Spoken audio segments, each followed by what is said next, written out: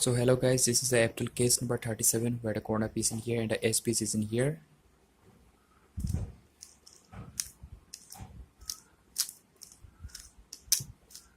And it gets solved. This is the F2L case number 838 where the corner piece in here and the S piece is in here. So the algorithm is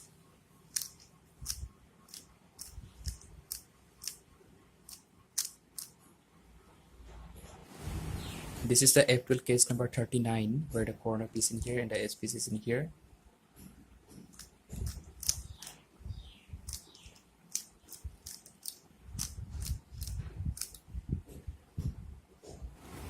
This is the F2L case number 40 where the corner and the S piece is in here, and we have to solve it like this.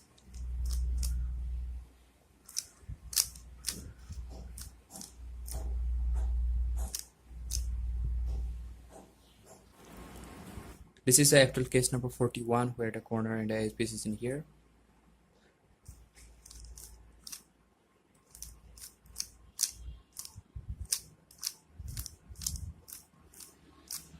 And it gets solved.